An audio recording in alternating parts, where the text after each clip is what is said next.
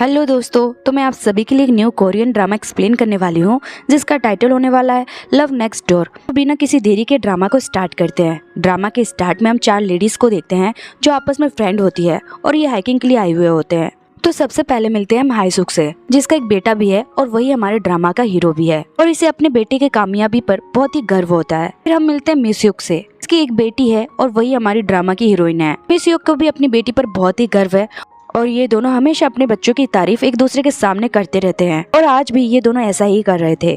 आगे मिसयुक अपने जैकेट के बारे में बताती है कि उसने जो जैकेट पहन रखा है वो बहुत ही एक्सपेंसिव है और ये उसकी बेटी ने यूएस से भेजा है। बाकी दोनों औरतें उसके जैकेट की तारीफ कर रहे थे।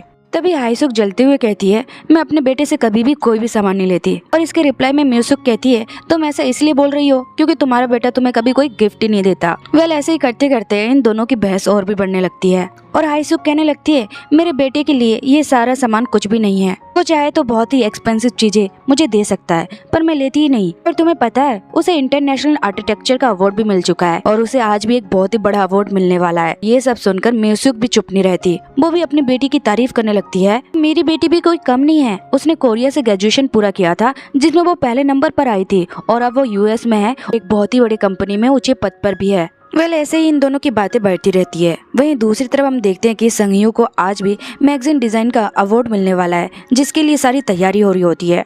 और यहाँ पर हम एक लड़की से मिलते हैं जिसका नाम नायून होता है कि संगयू के साथ ही काम करती है, लेकिन यहाँ पर सब पहुंच चुके थे, संगयू अभी तक नहीं आया था। आगे नायून अपने सीनियर मियोंग वू से मिलती है और उससे पूछती है कि संगयू अभी तक आया क्यों नहीं। लेकिन मियोंग वू कहता है वो आने वाला होगा, लेकिन तुम देखो इस इवेंट में बड़े बड़े सेलिब्रिटी भी आए हैं। सच में हमारा संगयू भी कोई स्टार से कम नहीं है। दूसरी तरफ हम मिलते हैं सनयुक से जो कि मेमोरियल हाउस में होता है।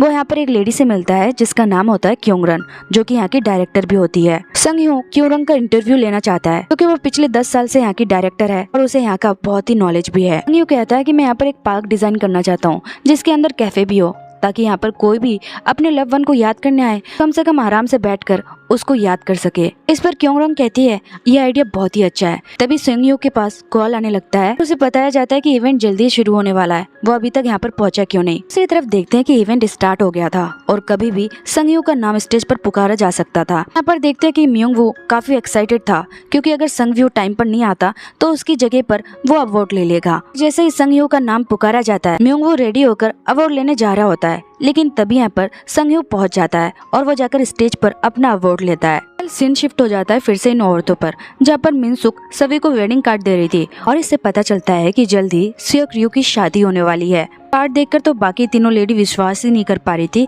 कि उसकी बेटी इतनी जल्दी शादी करने वाली है। मिसयुक हाईसुक से कहती है कि तुम भी अपने बेटे से कहना कि वो किसी को डेट कर ले। मेरी बेटी भी बहुत ही बिजी रहती थी फिर भी उसने डेट किया और पता है मेरा सन इन लॉ इंटरनेशनल लॉयर है। अगले सीन में हम सेयोक-रyu से मिलते हैं जो कि फ्लाइट में होती है।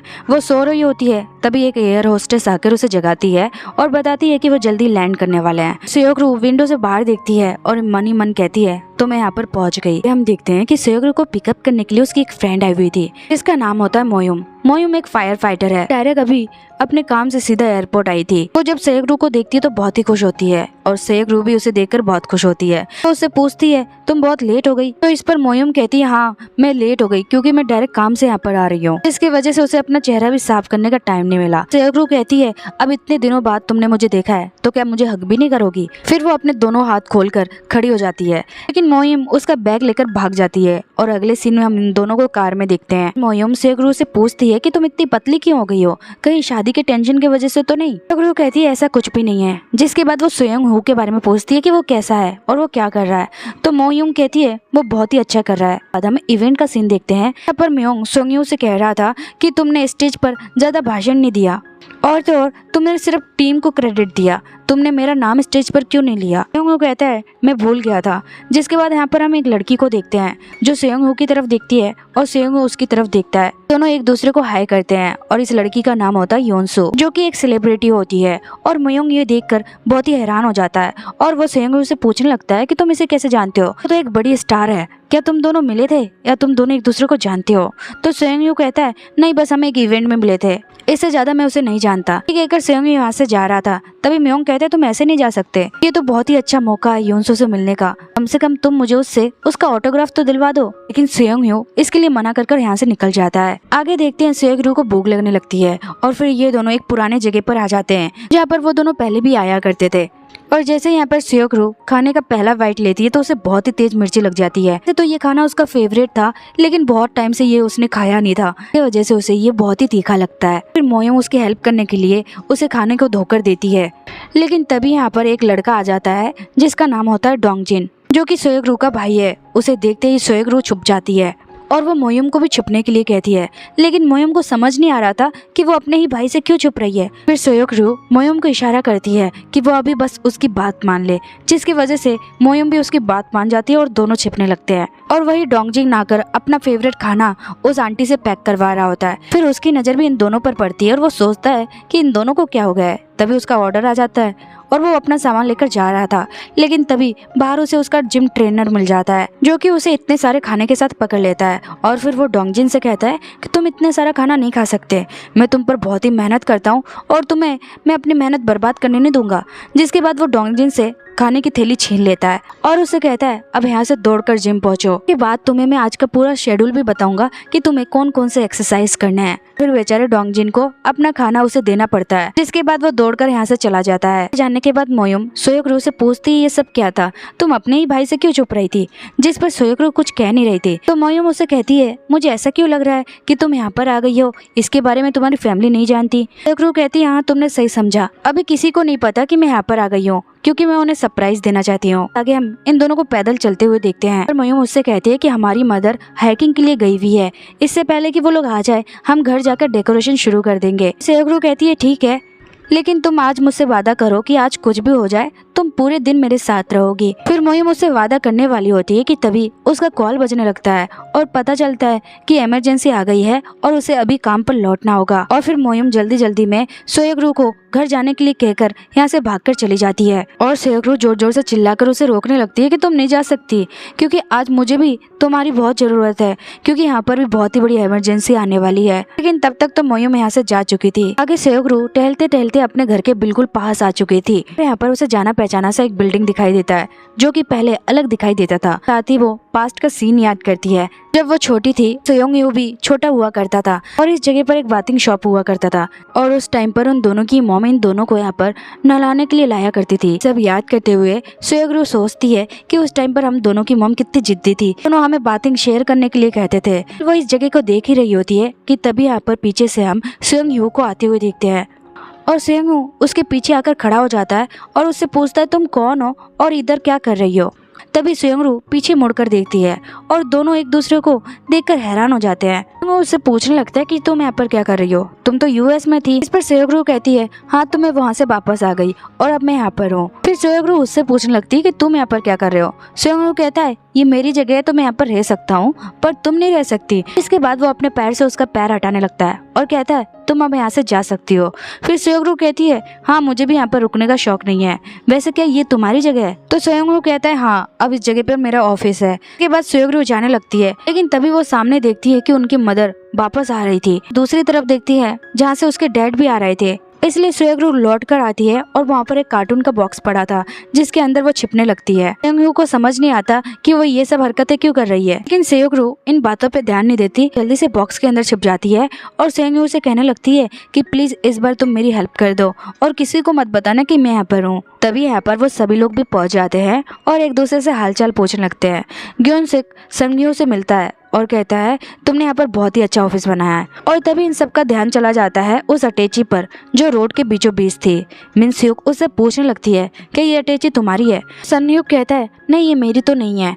जिसके बाद ये सब सोचने लगते हैं कि ये अटैची किसकी होगी, क्या हमें इसकी खबर पुलिस को दे देनी चाहिए। अंदर से सेयोंग सब कुछ सुन रही होती है, वो बॉक्स को बजाती है। इससे संगीहो समझ जाता है कि ये अटैची उसकी है, इसलिए वो कहता है अरे ये अटैची मेरी तो है। मिनस्यूक उसे अटैची दे देती है और फिर सभी एक दूसरे को बाय करके अपने अपने घर चले जाते हैं। उन सबके जाने के बाद सेयोंग बॉक्स से बाहर आने लगती है, लेकिन सेयोंग उसे बॉक्स से बाहर ही नहीं आने देता और उस बॉक्स को दबाते हुए कहता है, अब बताओ क्या बात है, तुम यूएस से अचानक यहाँ पर चली आई और किसी को कुछ भी नहीं पता, जरूर कोई बड़ी बात है। लेकिन तभी सेगरू कहती है, मुझे बाहर निकलने के और तरीके आते हैं। फिर वो बॉक्स को दूसरी साइड से फाड़ कर बाहर आ जाती है। फिर सेगरू उसे कहने लगती है, तो ये तुम्हारी बिल्डिंग है, ये इतना अच्छा भी नहीं है, लेकिन मुझे तुमसे लास्ट हेल्प और चाहिए क्योंकि मुझे तुम्हारा वॉशरूम यूज करना है। लेकर सेगरू बिल्डिंग के अंदर चली जाती है और अंदर आकर ऑफिस को देखने लगती है। यहाँ पर पत्थर डिजाइन के कुछ डेकोरेशन पड़े होते हैं जिसे वो टच कर रही होती है और सेंग यू कहता है, तुम इसे टच नहीं कर सकती, ये बहुत ही एक्सपेंसिव है। लेकिन सेगरू नहीं मानती और बच्चे जैसे हरकतें कर रही थी। सेंग यू कहता है, तुम बिल्कुल नहीं बदली, तुम अभी भी वही सब हरकतें करती हो। उसके बाद सेंग यू उससे उसकी वेडिंग के बारे में बात करता है और कहता है उसे पता चला कि उसकी जल्दी शादी होने वाली है, लेकिन वो उसकी शादी पर नहीं आ पाएगा। इसलिए सेगरू भी उसे थैंक यू कहती है और वॉशरूम यूज करने के लिए दूसरी साइड जा रही थी। लेकिन तभी उसका पैर एक वायर से टकराता है जिसकी वजह से वो गिर जाती है और वहाँ पर एक अलमीरा उसके ऊपर गिरने वाला था। लेकिन तभी सन यू आकर उस अलमीरा को पकड़ लेता है और उसके अंदर एक भारी सी मूर्ति रखी हुई थी जो सन यू की पीठ पर गिरती है, जिसकी वजह से उसे भी चोट लग जाती है। सेगरू उसे पूछती है कि उसे चोट लगी। सन यू कहता है कि वो बिल्कुल ठीक है। वो कहती है, लाओ मुझे दिखाओ। जिसके बाद वो उसका पीठ देखती है और पीठ पर एक पुराना चोट का निशान भी था जो कि बचपन में उसे लगा था। वो उससे कहती है, ये निशान तुम्हें अभी भी है। फिर संगयू उसे बताने लगता है कि उसने जो मूर्ति गिराई है ना, वो बहुत ही महंगी है और उससे वो ये वसूलेगा। सेगरू कहती है, लाओ मुझे दिखाओ। जिसके बाद वो उसे और भी चमकाती है और कहती है, ये बिल्कुल ठीक है, तो तुम अब मुझसे पैसे नहीं लोगे ना। कहता है, अब ठीक है, बहुत हो गया, अब तुम मेरा बहुत ही दिमाग खा रही हो, तो अब तुम यहाँ से जा सकती हो। तो सेगरू कहती है, हाँ मैं ऐसे वैसे भी जाने ही वाली थी। आगे हम दूसरे सीन में मोयुम को देखते हैं जो अपने ऑफिस में ही थी।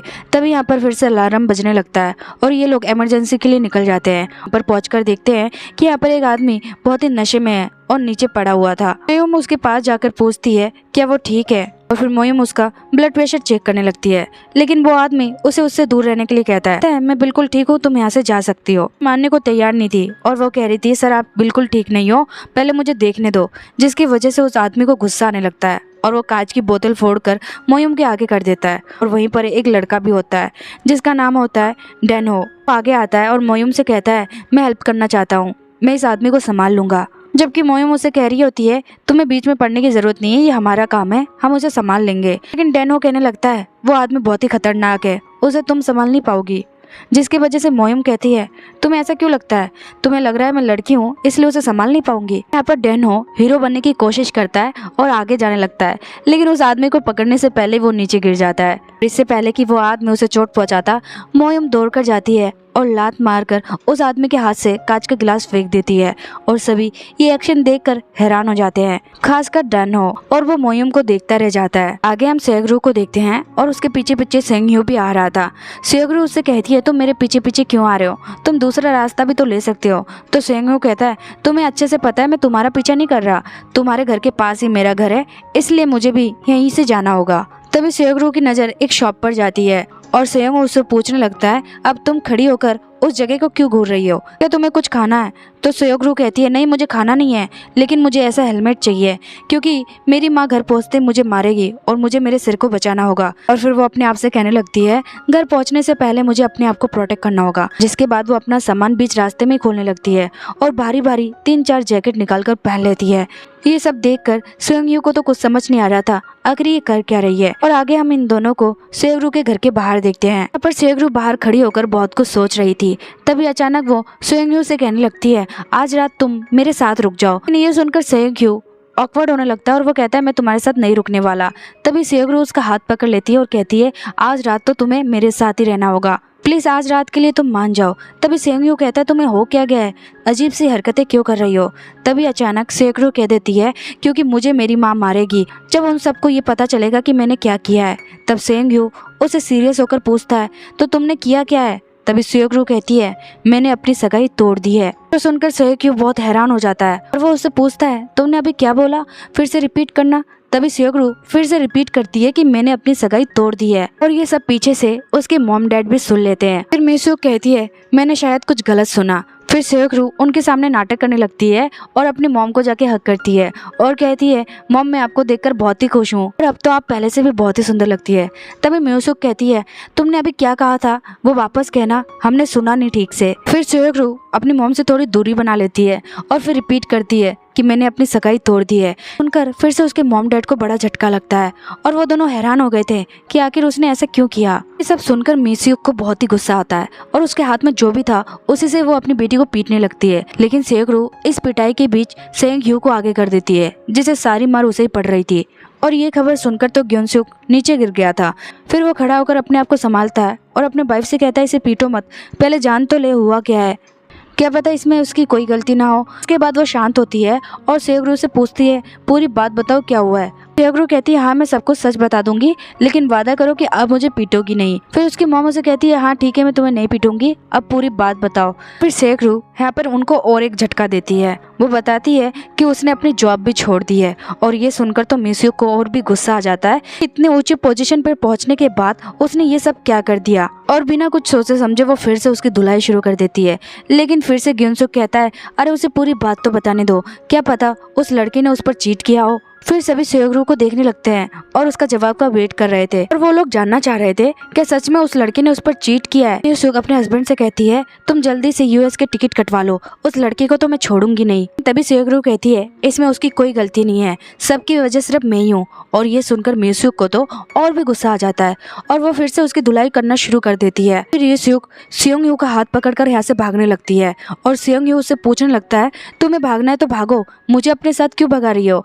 तो सेयोक-रू कहती है, मैं तुम्हें अभी नहीं छोड़ सकती क्योंकि तुम मेरे बचाव के लिए हो। जिसके बाद ये दोनों भागते भागते एक जगह पर आ जाते हैं और यहाँ पर सेयोक-रू को बहुत ही गर्मी लगने लगती है और वो सेयोंग-ह्यू से ड्रिंक लाने के लिए कहती है, लेकिन वो मना कर देता है और कहता है मैं भी बहुत ही थक गया। जिसके बाद सेयोक-रू को हवा नहीं आ रही थी, इसलिए वो अपने सारे जैकेट उतार देती है। सेयोंग-ह्यू उससे सवाल पूछने लगता है, क्या सच में तुमने उस पर चीट किया। लेकिन कोई जवाब नहीं आता तो वो पीछे मुड़ के देखता है जहाँ पे सेयोक-रू ठंडी हवा ले रही थी। फिर सेयोक-रू उससे कहने लगती है, तुम्हें सच में लगता है कि मैंने ऐसा कुछ किया होगा। सच बताऊं तो मेरे पास बहुत बड़ा सीक्रेट है, तुम चाहोगे तो मैं तुम्हें सब कुछ बता सकती हूँ। लेकिन सेयोक-ह्यू इसके लिए मना कर देता है। फिर सेयोक-रू बताने लगती है कि तुम तो जानते हो कि मैंने यहाँ तक पहुँचने के लिए कितनी मेहनत की। फिर मैं यहाँ से यूएस गई जहाँ पर भी मैंने बहुत ही मेहनत किया, जो करना चाहती थी वहाँ तक मैं पहुँच गई। लेकिन वहाँ तक पहुँचकर मैं एक रोबोट जैसे बन गई थी, इसलिए मैं यहाँ पर आई सब कुछ रीस्टार्ट करने के लिए। यहाँ पर रयू के घर से फोन आता है और सनयुक से वो कहते हैं कि अब उसकी मॉम शांत हो गई है तो रयू को घर भेज दो और वो अब उसे नहीं पीटेगी। जिसके बाद सनयू भी कहता है, ठीक है मैं उसे घर लेकर आ रहा हूँ। दूसरी तरफ हम डेनहो को देखते हैं, उसकी भी मरहम पट्टी हो गई थी। तभी सामने से मोइम आती है और उसे गुड लक कह के जाने लगती है। फिर डेनहो उससे उसका नंबर मांगता है तो तब मोइम कहती है, लोग ऐसे ही मुझसे मेरा नंबर लेते हैं और फिर कॉल नहीं करते, इसलिए तुम्हें भी मेरा नंबर नहीं मिलेगा। कहकर वो जा रही होती है तभी पीछे से डेनहो कहता है, लेकिन मैं कॉल करूंगा। दरअसल डेनहो मोइम से बहुत ही इम्प्रेस हो गया था। आगे हम इन दोनों को देखते हैं जो सेयोक-रू के घर के पास पहुंच चुके थे और रयू अभी भी सोच रही थी कि मैं बेल बजाऊं कि नहीं बजाऊं। फिर सेंग-ह्यू बेल बजाने लगता है तो रयू उसे रोकती है और कहती है, मैं अभी तैयार नहीं हूँ, पहले मुझे तैयार तो होने दो। लेकिन तभी सेंग-ह्यू बेल बजा देता है और कहता है, तुम कभी भी तैयार नहीं होगी। इसके बाद दरवाजा खुलता है और अंदर से देखते हैं कि मिसयूक उदास बैठी हुई थी। सेंग-ह्यू रयू से कहने लगता है, लगता है तुम्हारी मॉम रो रही है। जिसके बाद रयू अपनी मॉम के पास जाती है और पूछने लगती है, क्या मॉम तुम रो रही हो, प्लीज मुझे माफ कर दो। लेकिन तभी मिसयूक दूसरी तरफ मुड़ती है और उसके हाथ में एक छड़ी थी उसे पीटने के लिए, जिसे देखकर रयू डर जाती है और वो भागने लगती है। लेकिन सेयोंग-हू उसे पकड़ लेता है और आंटी से कहने लगता है, अब मैं इसे पकड़ कर लेकर आया हूँ, आपको अब जो करना है कर सकते हो। जिसके बाद वो रयू को धक्का देता है और दरवाजा बंद कर देता है और फिर मिसयूक उसे पकड़कर उसकी धुलाई करना शुरू कर देती है और सेयोंग-हू बाहर आ गया था। फिर वो बचपन का एक सीन याद करता है जब बचपन में भी उसे सब बुली किया करते थे तो रयू आकर उसे बचाया करती थी। लेकिन फिलहाल सनयू यही सोचता है कि अभी उसे बचाने की कोई जरूरत नहीं है क्योंकि उसकी पिटाई इस वक्त उसकी खुद की मॉम ही कर रही है। और यही सोचते हुए वो मुस्कुराकर यहाँ से चला जाता है और यहीं पर ये एपिसोड एंड हो जाती है।